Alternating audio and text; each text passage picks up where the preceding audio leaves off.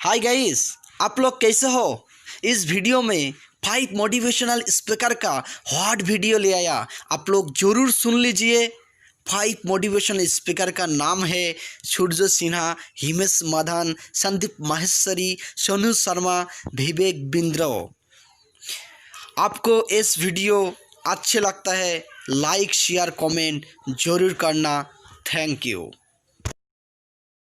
मैंने पहले भी कहा है आप लोगों से कि मैं हर उस शख्स के साथ हूं जो जीवन में कामयाब बनना चाहता है। दोस्तों, मैं कामयाबी का पागल हूं, दीवाना हूं। मैं दिन रात मेहनत करता हूं, दिन रात। मैं कभी थकता नहीं हूं, कभी नहीं। जानते हैं क्यों? क्योंकि मैं मोहब्बत करता हूं कामयाबी से। दोस्तों, मैंने अपनी जिंदगी में बहुत कष्ट देखे हैं, बहुत दुख देखे हैं मैंने भी। इसलिए मैं नहीं चाहता जो दुख मैंने देखे हैं दूसरे लोग भी देखें। मैं अपनी जिंदगी में बहुत असफल हुआ हूं, बहुत। लोगों ने मेरा मजाक उड़ाया, लोगों ने कहा ये निकम्मा है, मूर्ख है, पागल है। यहां तक कि मुझ पर मेरे पिताजी भी विश्वास करना छोड़ दिए थे, जो सामने बैठे। इन्हें भी लगता था मैं जिंदगी में कुछ नहीं कर पाऊंगा। क्यों? क्योंकि मैं हमेशा असफल रहता था। मैं कामयाबी पाता था, फिर असफल हो जाता था।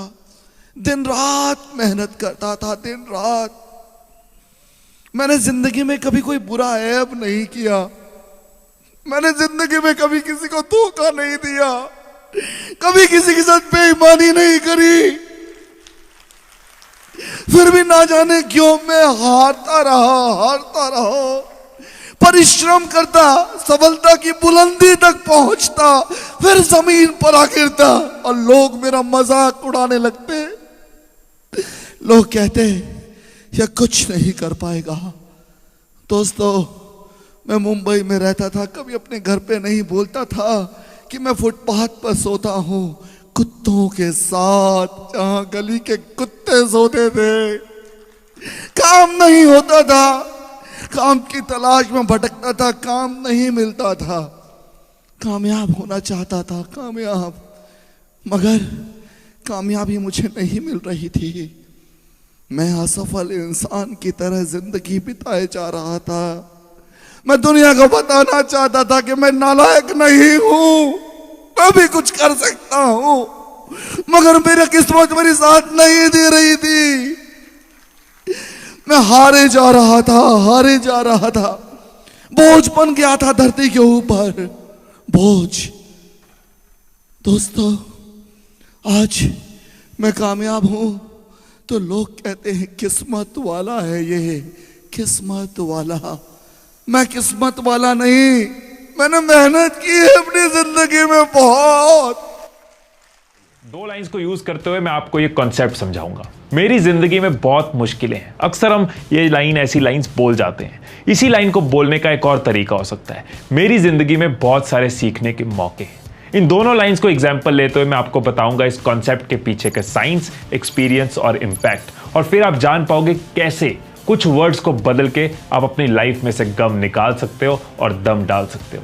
और इसी वीडियो में मैं आपको बताऊंगा एक्शंस कि क्या एक्शन लेने हैं सो दैट आप अपनी लाइफ चेंज कर पाओ, लाइफ को ट्रांसफॉर्म कर पाओ, गम खत्म कर पाओ और दम अंदर भर पाओ। पहले बात करते हैं साइंस की। हम सबके ब्रेन में बादाम की शेप जैसा एक सेक्शन होता है जिसे एमिगडाला कहते हैं। ये हमारे इमोशंस, मेमोरीज और डिसीजंस लेने की कैपेसिटी को प्रोसेस करता है। एक भी नेगेटिव वर्ड या नेगेटिव थॉट यहां से स्ट्रेस बनाने वाले हार्मोन्स और न्यूरोट्रांसमीटर्स को प्रोड्यूस करता है, जो हमारी सोचने समझने की कैपेसिटी को अफेक्ट करता है, जिसका असर सिर्फ इमोशंस पे नहीं, हमारी बॉडी पे भी होता है। ऐसी लाइंस बोल के हमारी बॉडी लैंग्वेज नेगेटिव मोड पे आ जाती है, कंधे झुक जाते हैं, एनर्जी खत्म हो जाती है। नेगेटिव बोलते हुए कभी कुछ पॉजिटिव नहीं होता। कभी ऐसा तो नहीं हुआ कि आप नेगेटिव बोल रहे हो और आपकी बॉडी लैंग्वेज कर चुकी है कि नेगेटिव वर्ड्स हमारे माइंड को और बॉडी को स्ट्रेस में ले आते हैं, लेकिन पॉजिटिव वर्ड्स हमारे माइंड को पावर देते हैं और बॉडी को कॉन्फिडेंस देते हैं। अब बात करते हैं एक्सपीरियंस की। मोहम्मद अली ने कहा है, it's not the mountain that we climb that wears us out, it's the pebble in a शू।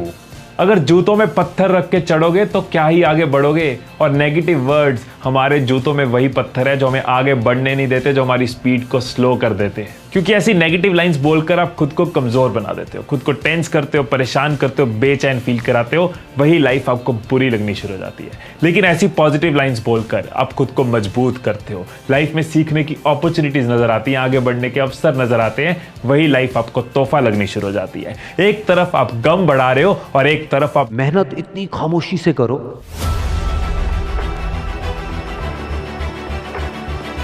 कि कामयाबी शोर मचा दे।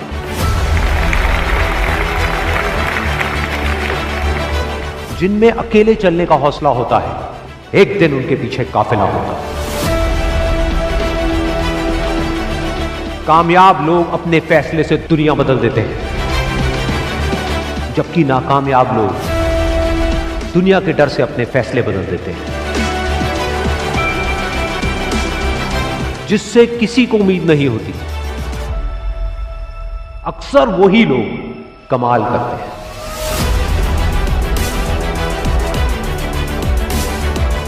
जीत और हार आपकी सोच पर निर्भर करती है। मान लो तो हार होगी, और अगर ठान लो तो जीत होगी।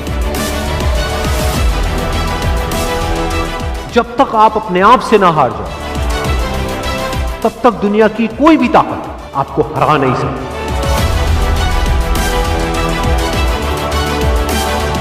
अगर तुम सूरज की तरह चमकना चाहते हो, तो पहले सूरज की तरह जलना सीखो। सपने को पाने के लिए समझदार नहीं, थोड़ा सा पागल होना पड़ता है। कोई भी लक्ष्य इंसान के साहस से बड़ा नहीं, हारा वही जो लड़ा नहीं।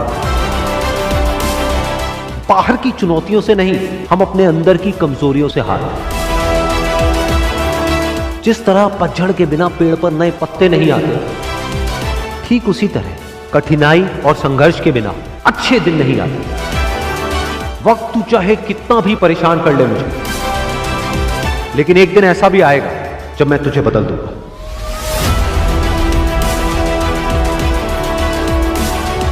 अगर आप उस वक्त मुस्कुरा सकते हो जब आप अंदर से पूरी तरह से टूट चुके हो, तो दुनिया की कोई भी ताकत तुम्हें मछली पकड़ रहा था।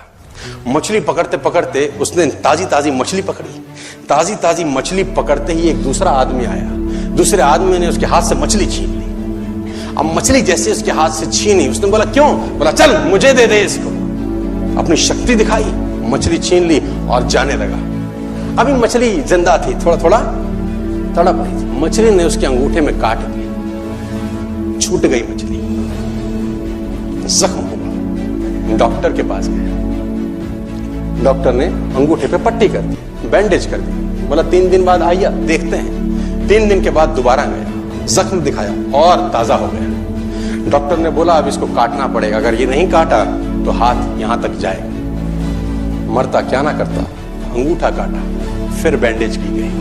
3 दिन बाद आई, 3 दिन बाद फिर गया, खोला गया और ताजा हो गया।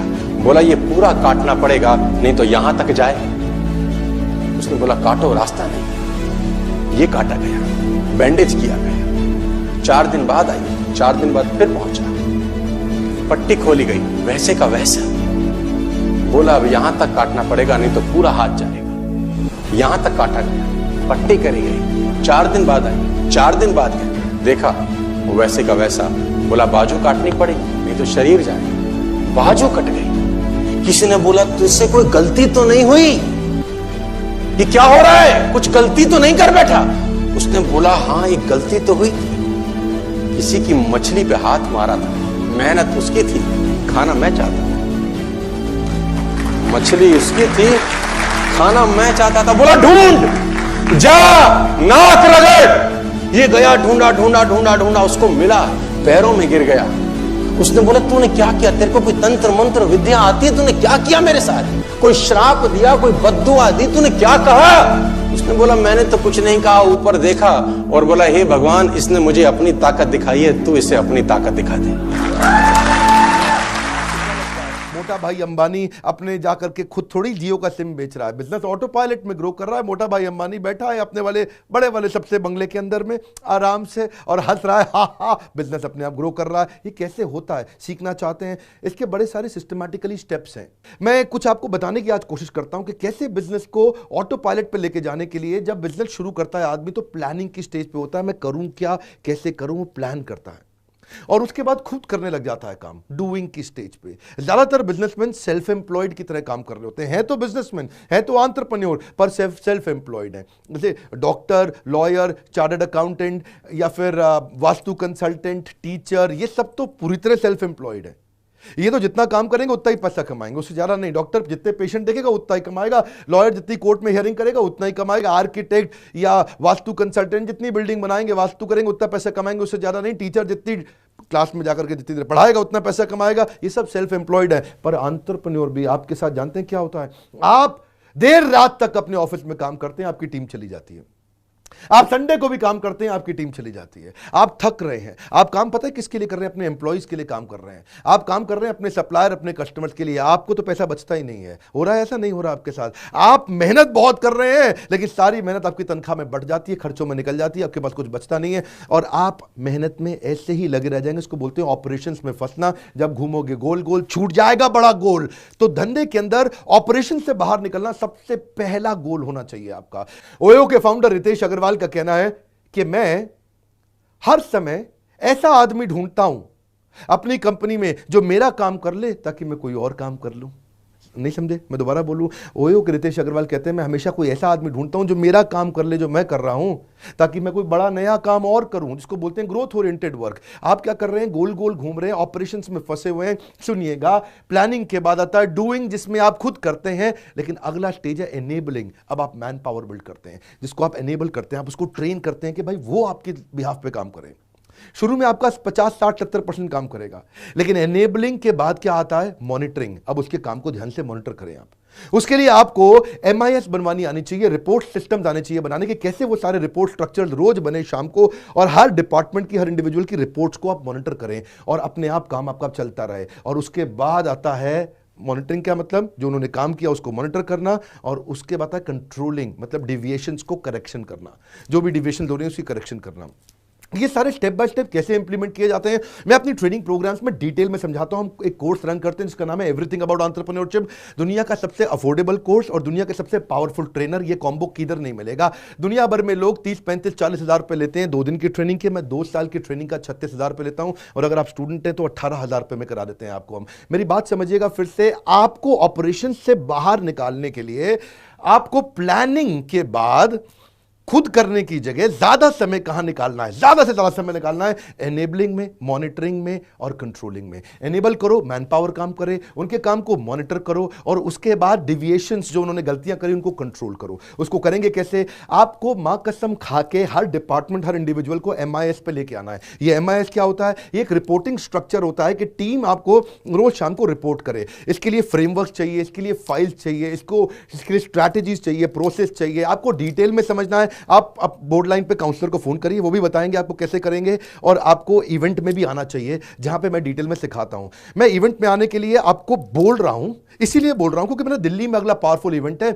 अभी आप ज्वाइन करें उसको और ऑनलाइन कोर्स चालू हो जाएगा डे 1 से आपको इवेंट में आने का वेट नहीं करना। इवेंट पे आकर के आप मुझसे और प्रश्न उत्तर कर सकते हैं, वहां पे हमारे साथ में बिलियनियर एंटरप्रेन्योर्स होंगे। लेकिन आपका ऑनलाइन कोर्स तुरंत चालू हो जाएगा। वहां मैं आपको लीडरशिप फनल के फ्रेमवर्क भी फ्री देने वाला हूं। पहले लीडरशिप फनल बहुत महंगा हुआ करता था, 1.25 लाख रुपए का प्रोग्राम था। वो सारे फ्रेमवर्क भी दूंगा कि कैसे आप क्रिटिकल को बनाएं रिपीटेबल। सुनिएगा मेरी बात को, क्या कम ऑन, क्रिटिकल को बनाएं रिपीटेबल। ये 5 बातें मैं फिर रिवाइज करा रहा हूं। आपका काम प्लानिंग के बाद डूइंग को कम से कम करना है, आपको मुझे बाहर निकालना है। क्योंकि अगर आप ब्रांच आउट करना चाहते हैं, क्योंकि अगर आप नया ब्रांच खोलना चाहते हैं तो उसमें आपका डूइंग को मुझे रिड्यूस करना है कि आपकी प्रेजेंस के बिना धंधा अपने आप ग्रो हो। वो तभी होगा जब आपको MIS के फॉर्मेट्स बनाने आएंगे, आप एक्सेल पे लोगों के रिव्यूज प्रॉपर्ली सिस्टम सॉफ्टवेयर पे ले सकेंगे। वो कैसे करने हैं उसके लिए आपको चाहिए मॉनिटरिंग, कंट्रोलिंग, उसको मैन पावर को कैसे ट्रेन करें, तब भी आप बाहर निकलेंगे। और